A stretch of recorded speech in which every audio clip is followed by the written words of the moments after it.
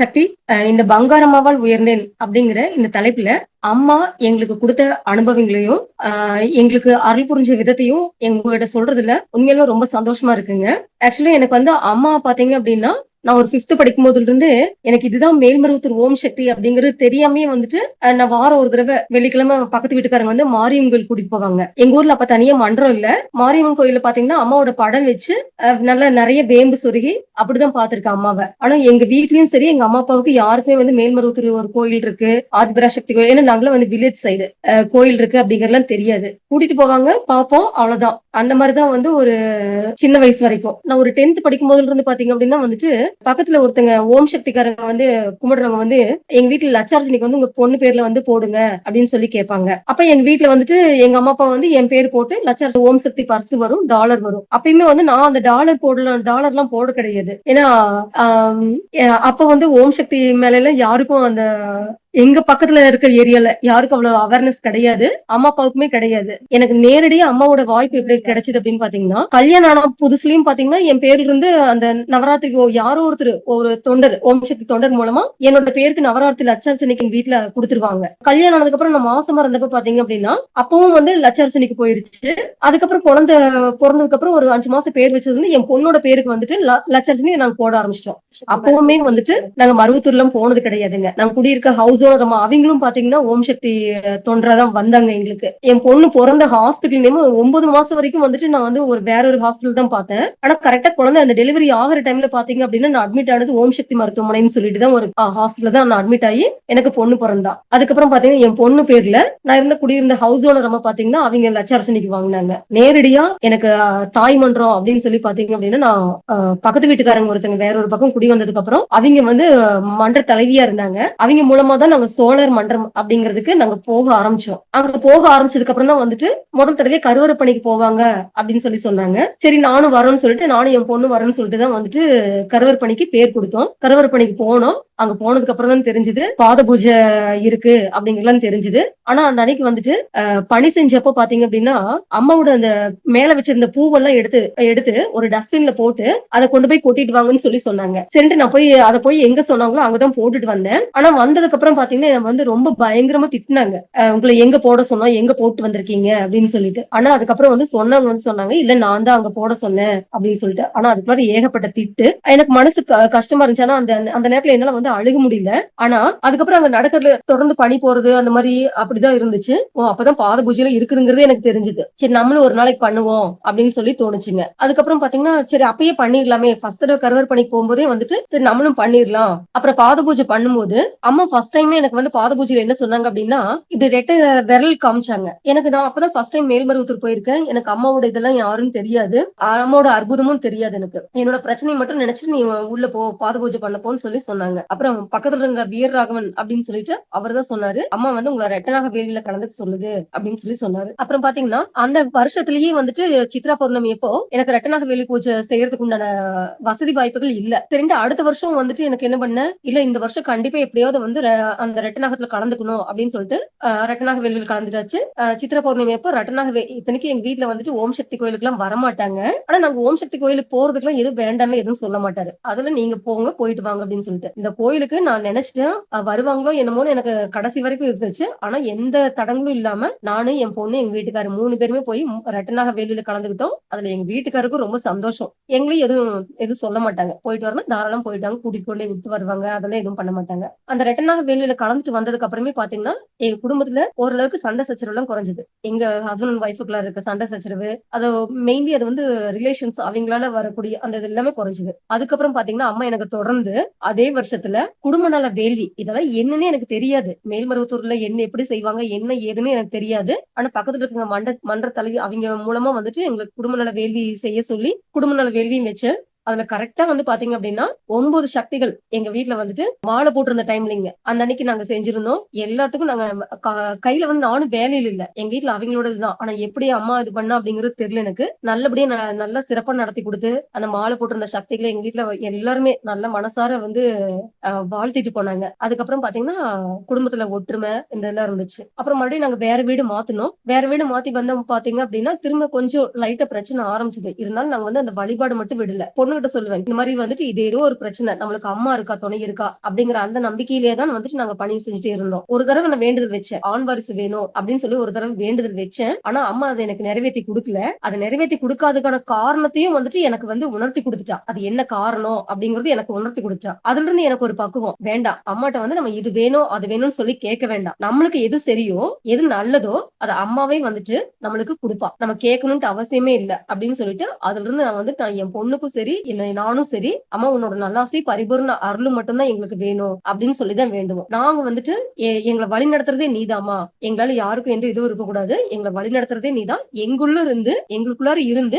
எங்களை வழி நடத்துறது நீதான், அதனால எல்லாமே நல்லதாவே நடக்கணும் அப்படின்னு சொல்லிதான் வந்துட்டு கும்பிடுவோம். இன்னொன்னுங்க, நான் வந்துட்டு அம்மாவை வந்துட்டு ஃபர்ஸ்ட் வந்து பங்கார அம்மாவையில நான் வந்து நம்பினதே இல்ல. உண்மையாலுமே ஸ்டார்டிங்ல போகும்போதெல்லாம் பாத பூஜை பண்ணது சொன்னாங்கன்னு சொல்லிட்டு பண்ணேன். அப்புறம் இதெல்லாம் பண்ணினேன். அப்புறம் எல்லாரும் என் கூட இருக்கிற சக்தி எல்லாம் வந்துட்டு குருமாவா அப்படின்னு அப்படி பயங்கரமா கும்பிடுவாங்க. எனக்கு ரொம்ப ஆச்சரியமா இருக்கும். அப்புறம் பாத்தீங்கன்னா எனக்கு நான் ஒரு தடவை ஒரே ஒரு நாள் சொன்னேன், அம்மா குருமும் நீ இருக்கிற அப்படின்னு சொல்லி நான் நம்பணும்னு நினைச்சீங்கன்னா கனவுல வா அப்படின்னு சொல்லி சொன்னேன். உடனே அதே அன்னைக்கே பாத்தீங்க அப்படின்னா எங்க அம்மா வந்துட்டு மன்றத்துல நல்லா செவ்வாடை போட்டுட்டு அவ்வளவு ஒரு அழகான காட்சி தந்தாங்க. மன்றத்துல இருக்க நாங்க பாக்குற மாதிரி அவ்வளவு ஒரு காட்சி தந்தாங்க. அதுல இருந்து இதுக்கு மேல நீ கனவுலயே வர வேண்டாமா, நீ இருக்க கண்டிப்பா இருக்க பரிபூர்ணமா இருக்குன்னு சொல்லிட்டு குருமாவையும் நான் நம்ப ஆரம்பிச்சேங்க. அதுக்கப்புறம் எனக்கு வந்து இன்னும் முன்னேற்றம் தான். அம்மா வந்துட்டு எனக்கு ஒரு வேலை வாங்கி கொடுத்தா. கொரோனா டைம்ல பாத்தீங்க அப்படின்னா வந்துட்டு நிறைய பேர் ஒர்க்கிங் ஸ்டாஃபே வந்துட்டு அது பிரைவேட்ல, நாங்க கவர்மெண்ட் செக்டர் எல்லாம் கிடையாது, பிரைவேட் செக்டர்ல இருக்கவங்க பாத்தீங்கன்னா ஹாஃப் சேலரி வாங்கிட்டு இல்ல சேலரி சரியா வராம அந்த மாதிரிலாம் இருந்தாங்க. ஆனா நான் போய் ஜாயின் பண்ணி 3 மாசத்துல வந்து கொரோனா வந்துருச்சு. இருந்தாலும்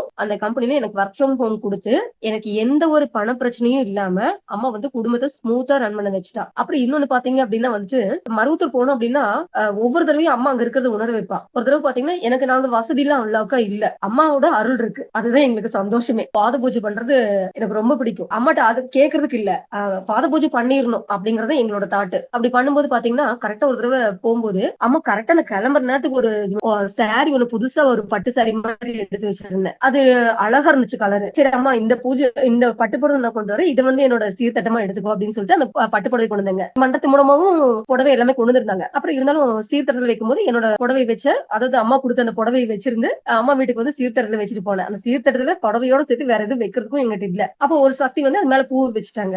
சென்று கொண்டு போய் அந்த சீர்தட்டு வச்சுட்டு அந்த சீர்திட்டத்துல இருக்கிற புடவை வந்துட்டு எடுத்துட்டு அதுல நிறைய குங்குமம் வச்சு கொடுத்தாங்க. எனக்கு ரொம்ப சந்தோஷம். அப்புறம் அம்மா வீட்டு சீர்திட்டம் வச்சு முடிச்சு திரும்ப வந்து நம்ம கருவறை கும்பிட்டு அதர்வன பத்திரகாளி கும்பிட்டு கரெக்டா அந்த படிக்கட்டு இறங்கி கீழே நானும் இன்னொரு சக்தி என் கூட வந்தாங்க சக்தியும் இறங்கி வரும். ஒரு செவாட சக்தி தான் வந்துட்டு நான் கரெக்டா ஃபர்ஸ்ட் படிக்கட்டு இறங்கி வைக்கும் போது அந்த சீர்திட்டம் அதுல இருக்க குங்குமத்தையும் வச்சு எடுத்துட்டு வரேன். நீ தடத்துல என்ன வச்சிருக்க, என்ன வச்சிருக்க, பழமா வச்சிருக்க, கூட எனக்கு பசிக்குது சாப்பிடணும் அப்படின்னு சொல்லி உரிமையா கேக்குறாங்க. ஆனா அவங்க கேக்குறத எனக்கு கேக்குது, என்னதான் கேக்குறாங்கன்னு கேக்குது. ஆனா வந்துட்டு என்கிட்ட தடத்துல பழம் இல்ல, காசும் பாத்தீங்கன்னா கரெக்டா நாளைக்கு 200 ரூபாய் அவ்வளவுதான் வச்சிருக்கேன். சீர்தட்டுக்கு ஏதாவது வேணும் இல்ல பஸ்ஸுக்கு அர்ஜென்ட்டா கேட்கணும் வேணும்னு வச்சிருக்கேன். அப்புறம் கேட்டுட்டு கேட்காத மாதிரி நான் மனசுக்குள்ள மட்டும் என்ன தெரியுங்களா சொன்னேன், அவங்க பழம் கேக்குறாங்க ஆனா என்கிட்ட வாங்கி கொடுக்கறதுக்கு காசு இல்ல, நாளைக்கு உனக்கு பாத பூஜையில வந்துட்டு நான் 2 செவ்வாழை பழமா, அவங்க செவ்வாழை பழம் தான் கேக்குறாங்க, 2 பழம் நான் வாங்கி வச்சிடறேன், அதை நீ சாப்பிட்டுக்குமா வந்து அப்படின்னு சொல்லிட்டு நான் பாட்டுக்கு நான் இறங்கி வரேன். என் கூட இருந்த சக்தி என்னட்டாங்க, ஏங்க இருங்க நானாவது பழம் வாங்கி தரேன் அப்படின்னு சொல்லிட்டு அவங்களும் நானும் போய் அவங்க காசுல பழம் வாங்கி வந்து பாக்குறோம். அதே இடத்துல வந்து பாக்குறோம் அந்த சக்தி இல்லைங்க. அப்புறம் சரின்ட்டு நாங்க போயிட்டோம். அப்புறம் மறுபடியும் அடுத்த நாள் பாத பூஜைக்கு டோக்கன் இருக்க இடத்துல வந்து பாத பூஜை தடத்துல என்னால முடிஞ்சது 2 செவ்வாழை, அந்த மஞ்சள் கட்டி குங்குமம் அப்புறம் கொஞ்சம் பூவு இப்படி மட்டும் தான் வாங்கி வச்சுட்டேங்க. வச்சுட்டு டோக்கன் இருக்கிற இடத்துல வச்சுட்டு நானும் என் பொண்ணுலாம் வந்து குருமா வராங்க அப்படின்னு சொல்லிட்டு வந்துட்டு கருவறை பக்கம் வந்துட்டோம். அம்மா வர வரைக்கும் வெயிட் பண்ணி அம்மாவை பார்த்துட்டு அதுக்கப்புறம் தான் வந்து திரும்ப பாத பூஜை இருக்கிற இடத்துக்கு வந்து பார்த்தா நான் வாங்கின 2 செவ்வாழையில ஒரு செவ்வாழை பழம் இல்லைங்க. அப்புறம் நான் பார்த்தப்ப எல்லா சக்தியும் சொன்னாங்க என்னங்கன்னா அது ஒரு குழந்தை சாப்பிட்டுருச்சுங்க அப்படின்னு சொல்லிட்டு. அப்புறம் பாத்தீங்கன்னா அட அப்படியா அப்படின்னு சொல்லிட்டு எனக்கு நான் ஏன் அதெல்லாம் எதுவும் நினைக்கல, அந்த குழந்தை சாப்பிட்டத அம்மாவே வந்து சாப்பிட்டதான் நினைக்கிறேன். அதான் அந்த குழந்தை பாத்தீங்க அப்படின்னா அப்படியே தளதளன்னு அதாவது செவ்வாடை போட்டு ஒரு 2 வயசு குழந்தைங்க, 2 வயசு குழந்தை இப்படி எல்லாம் ஃபுல்லா கருப்பா மச்சம், இந்த தாடை எல்லாம் மச்சம், நிறக்க கொலுசு போட்டுட்டு அழகா அம்மா எப்படி இருக்கு ஜல் ஜல்னு கொலுசு போட்டு அந்த மாதிரி இருந்துச்சு. எனக்கு அம்மா உண்மையாலுமே நேர்ல காட்சி கொடுத்த மாதிரி தான் இருந்துச்சு. அது அம்மாவே தாங்க. இந்த மாதிரி ஒவ்வொரு விதத்திலையும் காலையில நான் வந்து இங்க இருந்து பஸ் ஏறி போனி ஓம் சக்தி அந்த மேடைக்கு முன்னாடி நின்று அபிஷேகம் பார்ப்பேன். பார்க்கும் போதும் பாத்தீங்கன்னா அந்த மந்திரம் அவங்க படிக்க 1008 மந்திரம் படிக்கிற வாய்ப்பு அது எல்லாமே எனக்கு வந்து வெளியில இருந்து கிடைக்கும்.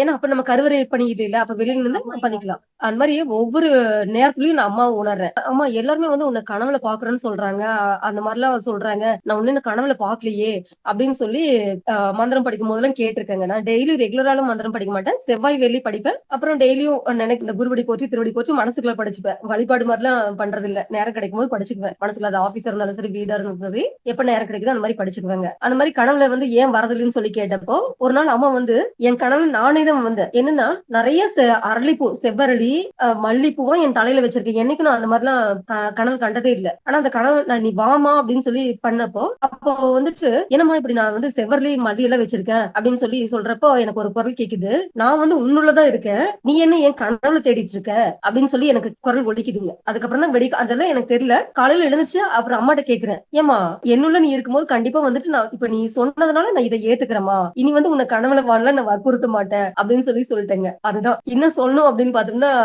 எல்லா விதத்துலயுமே நான் அம்மா உணர்ந்துட்டு தான் இருக்கேங்க. அதே மாதிரிதான் என்னோட அப்பா எல்லாம் உடம்பு சரியில்லாதப்ப என் கூடவே இருந்தவங்க, அவங்க எல்லாம் வந்துட்டு உயிருக்குள்ள உயிர் நீட்டிப்பு கொடுத்ததே வந்துட்டு அம்மா தான். ஏன்னா டக்குன்னு ஒருத்தங்க நம்மளை விட்டு இழக்கும் போது வந்துட்டு ரொம்ப வலியா இருக்கும். அப்ப வந்து நான் அம்மாட்ட கேட்கல, நினைச்சேன் அவங்க இவ்வளவு நாள் இன்னும் கொஞ்சம் நல்லா இருந்தா எல்லாத்துக்குமே நல்லது அப்படின்னு சொல்லி நினைச்சேன். அதே மாதிரிதான் அவங்களுக்கு உயிர் நீட்டிப்பு கொடுத்து ஒரு 5 வருஷம் கூடவே சேர்த்து வச்சிருந்தாங்க.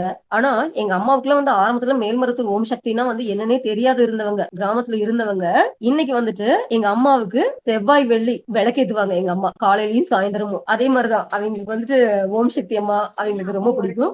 அதே மாதிரி அவங்களை வந்துட்டு ஒரு தடவை மேல்மருவத்தூர் கூட்டிட்டு போய் குங்குமர்ச்சனை பண்ண வச்சு அதுல எல்லாம் அவங்களுக்கு வந்து ரொம்ப சந்தோஷம். ஓம் சக்தி சக்தி ரொம்ப சிறப்பா சொன்னீங்க. அதுலயும் நீங்க சொன்னதுலயும் ஒரு முக்கியமான விஷயம், உன்னுள்ளே நான் இருக்கிறேன் என்னை ஏன் வெளியே தெரிகிறாய்னு அம்மா உங்களை கனவுல உங்களே காமிச்சு கொடுத்த அந்த அனுபவம் ரொம்ப ரொம்ப வித்தியாசமான அனுபவம். எத்தனையோ பேர்கிட்ட கேட்டிருக்கும் அனுபவங்கள். ஒவ்வொருத்தர் ஆன்மாக்களையும் ஒவ்வொருத்தரோட அனுபவத்திலையும் நமக்கு ஒரு செய்தி இருக்குதுன்னா அந்த மாதிரி இந்த ஈரோடு சாந்தி சக்தியோட அனுபவத்துல மிக பெரிய பேருண்மை, உனக்குள்ளே நான் இருக்கிறேன்னு ரொம்ப அழகா அவங்க தலையிலேயே அவங்க வந்து மல்லிகைப்பூவும் அரளிப்பூவும் வச்சிருக்க ஒரு காட்சியை காமிச்சு அம்மா சொன்னாங்கன்னு சொல்லிட்டு சொன்னாங்க. அது மாதிரி எல்லாமே அம்மா தான், அம்மாவை தவிர வேற எதுவும் இல்ல, ரொம்ப பெருசா ஆசைப்பட மாட்டேன் அப்படின்னு அவங்க அவங்க பேசுற அந்த விஷய விதத்திலே தெரியுது அம்மாவுடைய வழிநடத்தல்ல, அம்மாவுடைய ஆன்மீகத்துல எப்படி அவங்க ஒரு பக்குவத்தன்மையோட எப்படி ஒரு நிறநல்ல அடைஞ்ச ஒரு தோற்றத்தோட அவங்க இருக்கிறாங்க. கண்டிப்பா அவங்களோட இதோட பயணம், அவங்க ஆன்மீகத்துல ஈடுபடுறதோட பயணம், அவங்களோட பொண்ணு வந்து இப்ப எப்படி பேசினாங்க, அவங்க எப்படி வளர்ந்துட்டு வராங்க அப்படிங்கறது நம்ம பார்த்தோம். கண்டிப்பா அவங்களோட வாழ்க்கை, அவங்களுடைய ஆன்ம முன்னேற்றம் அம்மாவுடைய